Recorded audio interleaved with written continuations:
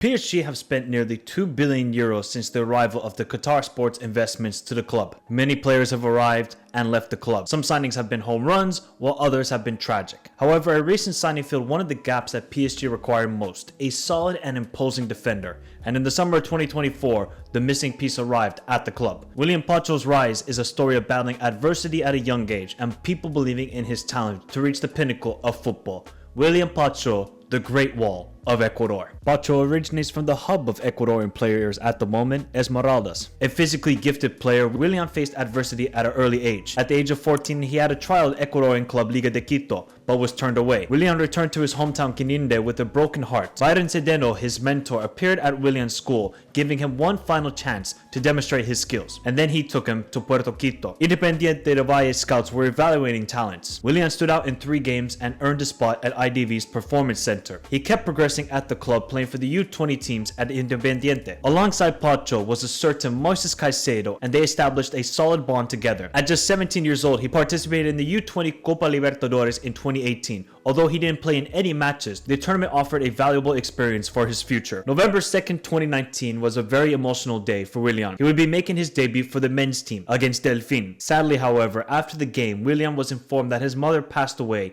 in the morning of the game after battling breast cancer. Upon hearing the devastating news after the game, he collapsed on the floor and could only cry. Once again, he would feature at the U20 Copa Libertadores, but this time in 2020. He would be an integral part to the team. Independiente progressed to the final, going up against River Plate, a River side featuring players like Enzo Fernandez and Lucas Beltran. Independiente would beat River Plate in the final to secure their first ever U20 Copa Libertadores. Alongside strong performances from Pacho, other players that played pivotal roles on the team were Moises Caicedo, Piero Hincapié, and Pedro Vite. In 2021, Pacho was anticipated to transfer to Borussia Mönchengladbach. The transfer was approved and the documentation was completed. Borussia was unable to create a foreign slot for Pacho, so the transfer fell through. In 2022, however, Pacho took his initial step into Europe by signing with Royal Antwerp for a fee of approximately 6 million euros. At first, Pacho received limited playing time at Antwerp, only featuring in 3 matches during the 21-22 season. However, the 22-23 season would mark the turning point for the young Ecuadorian,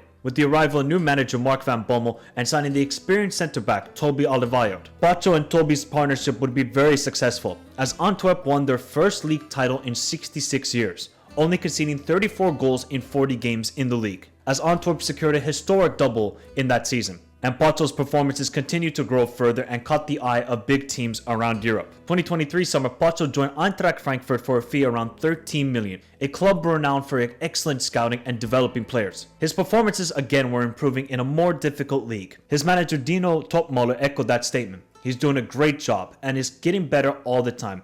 He's really reliable and has world-class potential. Willian is a very clever player. He listens well and is quick to implement what's asked of him. His speed and strength in the tackle are what make him stand out. That season, Frankfurt would secure 6th place, and once more, scouts from various European clubs were observing Willian's performances. Ultimately, a club that needed strength. Defensively, someone who was more physical, able to defend in space, and had good ability on the ball, and that club was PSG. Willian Pacho joined the Parisian club for a fee around 35 million euros. PSG needed a strong defender next to the experience of Marquinhos, as Lucas Hernandez was not consistent enough and Lucas Beraldo couldn't solidify his place in the starting 11. So Luis Campos and Luis Enrique saw Pacho as a valuable signing. Luis Enrique also highlighted how Pacho was needed and can improve his game for the upcoming season. Por ejemplo, para Pacho, un defensor central en nuestro equipo es complicado jugar, porque les exigimos que tienen que hacer muchas cosas con el balón. Normalmente en sus equipos viene un mediocampista, les quita el balón y tienen que jugar. Nosotros no queremos eso. Nosotros queremos que los mediocampistas hagan de mediocampistas y los defensas sepan jugar el balón desde atrás. Y a la vez luego tienes que ser defensivamente completo, rápido para defender con espacios abiertos. Pacho and PSG struggled in the early parts of this season. Domestically, the team were performing, but in Europe, they were struggling. However, Christmas saw Pacho and PSG become an unstoppable force. They were dominating the league, while in Europe, after being outside the top 24 in the UCL, PSG collected 2 massive victories over Man City and Stuttgart to advance to the playoffs. And after brushing aside Stade Brestois in the playoff, Pacho would face his toughest test going up against Liverpool. Pacho though has been in pressure moments before in his career. Incredibly, Pacho didn't have a single appearances in the Ecuador youth teams. His first selection to the Ecuador national team would be at the 2022 World Cup under manager Gustavo Alvaro. He wouldn't feature once at the tournament, but Pacho gained valuable experience being at the grandest stage possible in football. After the tournament, Pacho became an automatic starter for La Tri, scoring on his debut versus Australia, and the strong performances continue at the Copa America in 2024, where Ecuador were very close to knocking out Argentina. All those moments led to Pacho's biggest moment of his club career. Pacho and PSG were already down 1-0 after the first leg in Paris. Some calamitous defending and goalkeeping gave Liverpool the edge heading to Anfield, but Pacho produced an absolute masterclass in that second leg, as PSG kept a clean sheet and eventually won on penalties to knock out Liverpool. Pacho was crucial with his line-breaking passes and blocks in PSG picking up the victory. Pacho's impressive performances continued in the UCL versus Aston Villa, even though he conceded 2 own goals at Villa Park, which he could do nothing about, just unfortunate deflections. But once again, Pacho came up with a crucial block in the final seconds on Matsen's shot that was destined to end up in the bottom corner. PSG hanged on and advanced to the semi-finals. Enrique highlighted Pacho's growth over the season. He's a player who's always in the big games. He doesn't hide, he doesn't tire, and he has a very advanced tactical understanding. Even Marquinhos, PSG's captain, has described him as a silent monster, a blend of humility, determination, and discipline that has won over the dressing room. Pacho's importance to the team was being noticed, and his confidence has continued to grow stronger. His experiences with previous clubs such as Antwerp have transformed Pacho into a formidable defensive player. Pacho helped PSG secure another League One trophy, and he was voted into the team of the season. Could Pacho help PSG capture all the Infinity Stones of the Premier League and knock out Arsenal in the semi-finals of the Champions League? Once again, Pacho was strong defensively versus Arsenal, especially at home. His passing wasn't as accurate as compared to previous performances, but he showcased his defensive attributes and physicality as PSG advanced to their second ever UCL final. And Pacho became only the second ever Ecuadorian player to feature in a UCL final after the GOAT,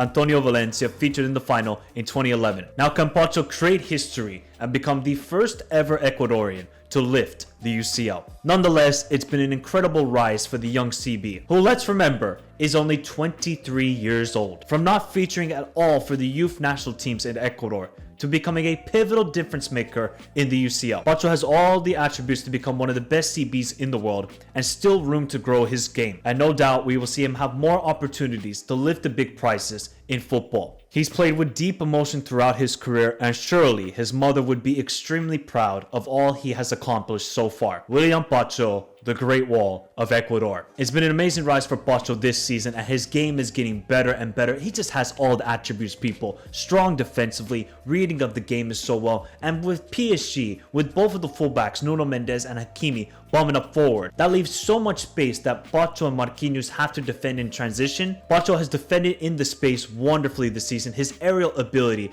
is monstrous, and the fact that he's only 23 years old, yeah, this kid is gonna be a beast in the future. But let me know your thoughts in the comments down below. Was this the missing piece that PSG needed in their team? A strong defender next to the experience of Marquinhos. And how good do you think Willian Pacho will be in the future? Can he become the best CB in the world? Let me know your thoughts in the comments down below. Hit the like button, subscribe to the channel if you're new around here. Remember to follow me on all the socials, Instagram, Twitter, join the Discord, all those links, description down below. But have a beautiful day. Stay safe in this crazy world. Till next time, adios.